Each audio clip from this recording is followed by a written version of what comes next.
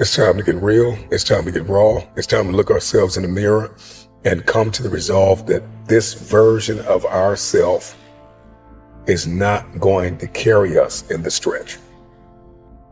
I've been this version of myself long enough that if I don't change, if I don't do something about this, then I'm going to find myself bankrupt.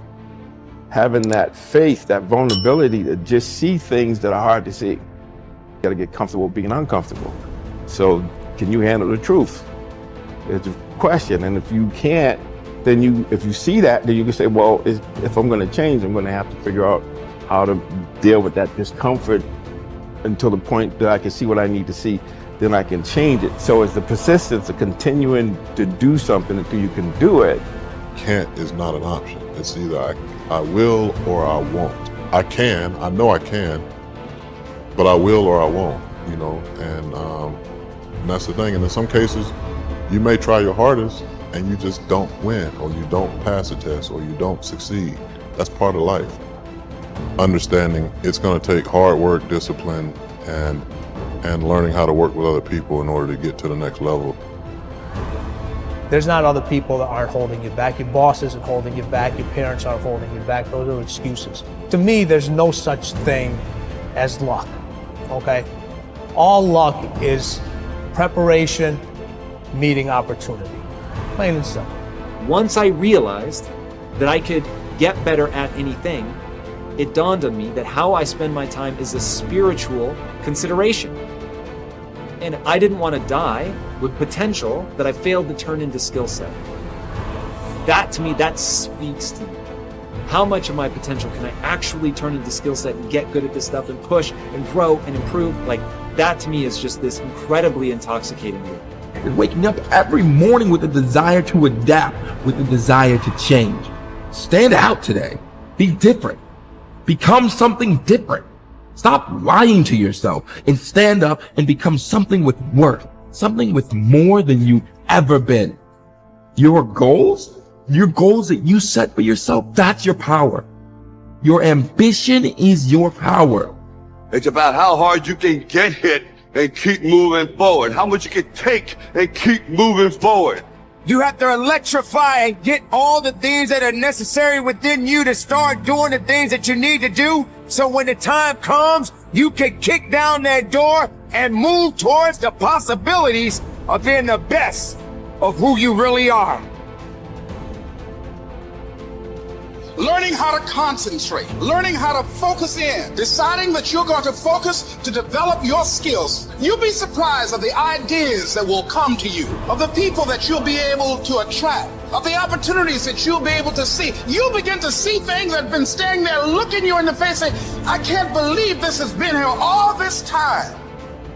There are so many people in the world and you know, you may be watching this right now, and you have these incredible ideas, and what you think is missing is motivation. And that's not true.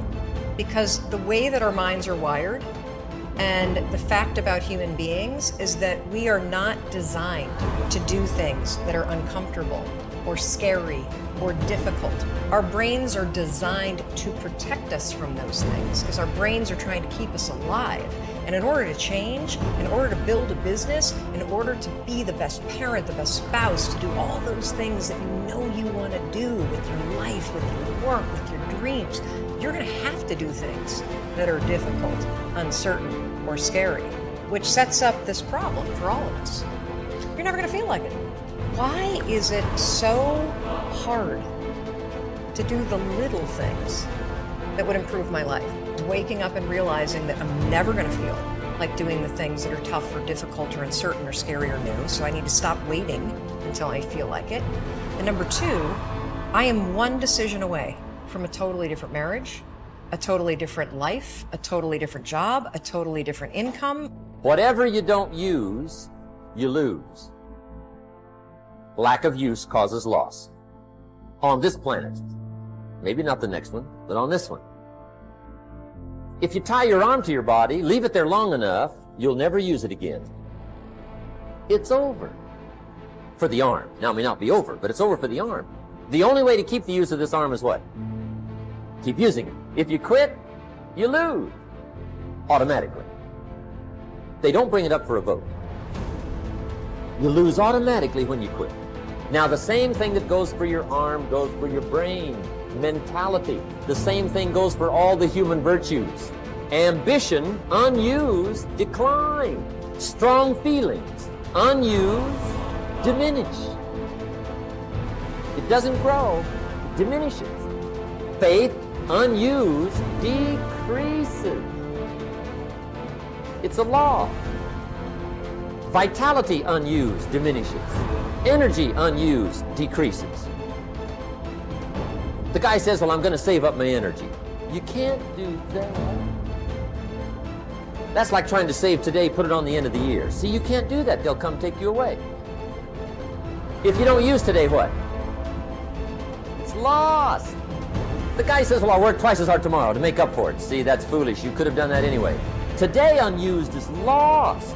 A talent unused is lost. An ability unused is lost. So here's one of the key expressions of the evening.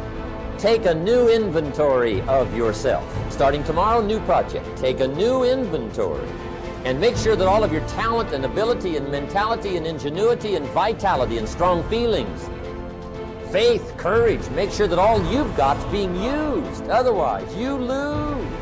Resolve to focus on the solution and what can be done now, rather than on what happened and who's to blame. Think in terms of the action you can take to resolve the situation, rather than what went wrong and who is to blame. To remain optimistic, look for the good in every situation. When you look for something good, you will always find something good. Furthermore, while you're looking for something good, because your conscious mind can hold only one thought at a time, you will automatically become positive, optimistic, and back in full control. Seek the valuable lesson in every problem or difficulty. Every setback you face contains one or more lessons that have been sent to you to help you be more successful in the future. The difference between successes and failures is simple. Failures feel sorry for themselves when things go wrong, whereas successful people look for the valuable lesson they can learn that will help them in the future. Normal Vincent Peale used to say, when God wants to send you a gift, he wraps it up in a problem. The bigger the gift that God wants to send you, the bigger the problem he wraps it up in. Instead of concentrating on the problem, look for the gift. Wonderfully enough, you will always find it. What's more, sometimes the gift or valuable lesson can be of far greater value than the cost of the problem itself. Sometimes one lesson that you learn in dealing with a problem can be the key to your long-term success.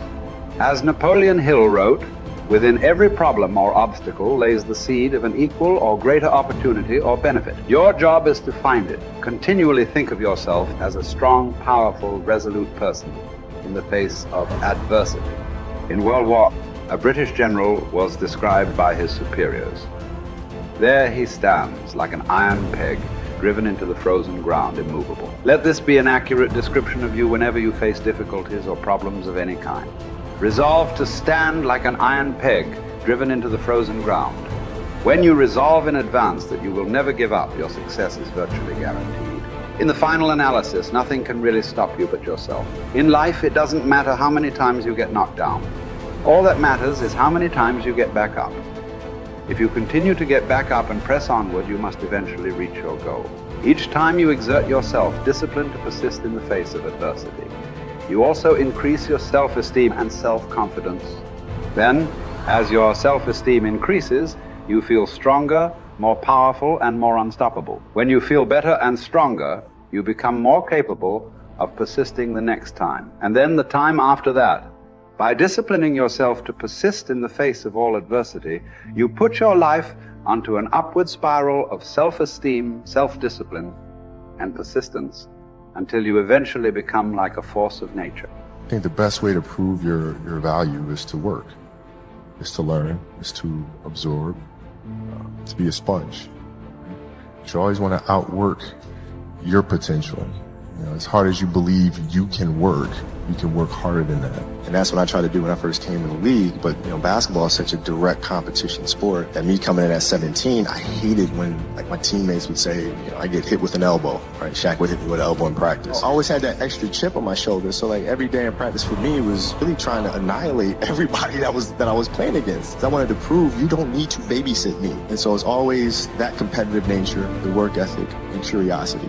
My philosophy was a very simple one. Rudy was one of my favorite films growing up. After watching that film, I come to understand if I could work that hard, what would my career be? And I made a promise to myself from that day that I was going to work that hard every single day so that when I do retire, I have no regrets. And that was the most important thing for me, is to leave no stone unturned, get better every single day. And if I lived that way, then over time, you know, I'd have something that was beautiful. And that was my philosophy. It seems like a pretty simple one, but you know, if you live your life to just get better every single day, you do that for 20 years, I mean, what do you have?